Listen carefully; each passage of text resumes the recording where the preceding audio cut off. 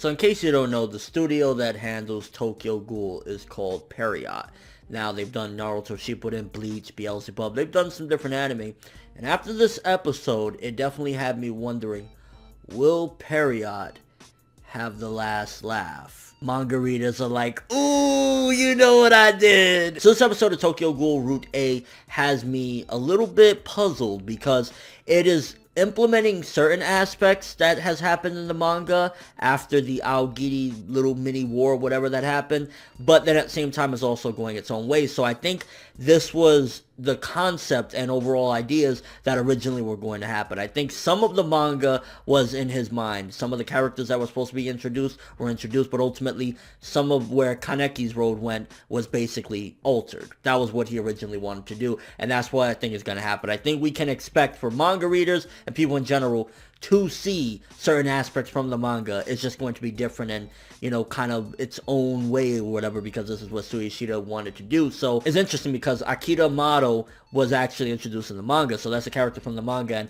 I was actually really happy to see her, and see her basically being the new partner to Amon, and that kind of makes an interesting dynamic because he was her father's original partner, so to see her teamed up with him is going to be exciting. And there's little lines of dialogue that is straight from the manga, like when she was calculating the amount of time that it takes or whatever to say all these greetings and everything, so just fuck all that pleasantry shit and let's work on, you know, the investigation. That's like straight out of the manga. So again, we can expect certain aspects at the very least to be from the manga. I also noticed that they're making this character Shinohara very relevant and very prevalent in the anime in Route A, because he looks like he's like the head guy for the most part of, you know, some of the smaller operations or whatever, and he's like very prevalent. I think that he's going to have a pretty big role, and I noticed it's almost as if while Amon is still a key player, he's not as relevant as he would have been had we went straight through the manga, and it's more so I think Shinohara is taking a little bit of that screen time that Amon would have had, because I think Amon, while he's still relevant, he has been downplayed slightly because the dynamics of his relationship with Kaneki has been altered a bit, because in the manga, the role that Kaneki takes is different from what he's doing right now, which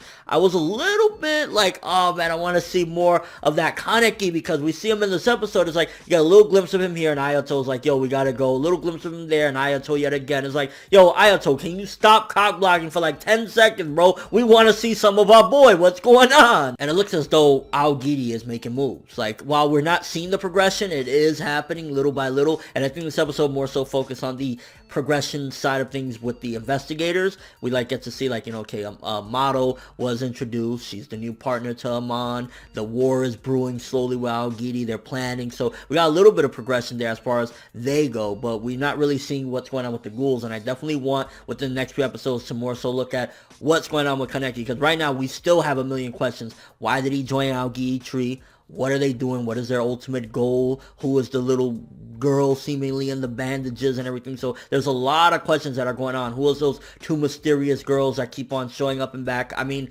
from what I know from the manga, I can't be 100% sure that I even actually know, because it might be different. So there's a lot of questions that are looming over my head right now. And we also got a little bit more of Tokyo. You could definitely see that she wants to kind of live a normal life, and she really hates the fact that humans look at ghouls that way, because at the end of the day, she knows she is a ghoul. So when she's in the hallway and she hears them saying, why don't just ghouls fucking die and all this other shit, it really hurts her, because she just wants to live in normalcy, and she already has that bad complex about herself, which I hate when you see like a pretty girl, or, you know, even in real life for that matter, when you see a pretty girl and they feel like they're ugly, it's like, baby, just come into my arms. I will say there was one point where they got a little bit lazy with the animation, where Amon was listening to Akira talk or whatever, and he's just like a still shot for a good like 10-15 seconds. I was like, what the fuck? This is Tokyo Ghoul, bro. Like, don't do that. And aside from that, it was a good episode, more so chill, and I sometimes forget, like, I shouldn't really compare this to the original Tokyo Ghoul, because the original Tokyo Ghoul, the first two episodes were dynamite, impactful, crazy as hell. The first episode was, you know, it was the introduction and everything of, I'm talking about Route A now.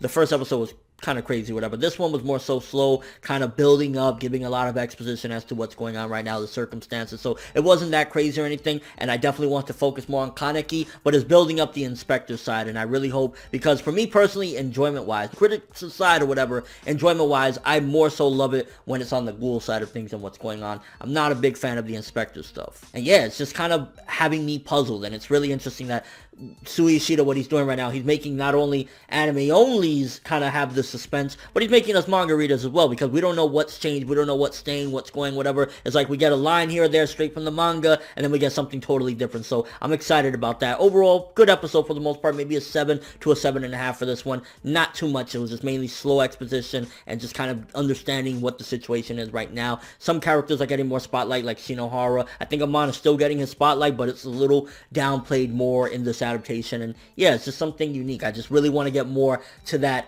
Kaneki stuff. Like, why the fuck? So many questions I have right now. What is going on? Who was that girl at the end? Because I have my suspicions, but again, I can't even trust what I know from the manga. And yeah, let me know your overall thoughts of the episode. Are you confused? Is there something you don't know? If you're wondering right now, should you read the manga?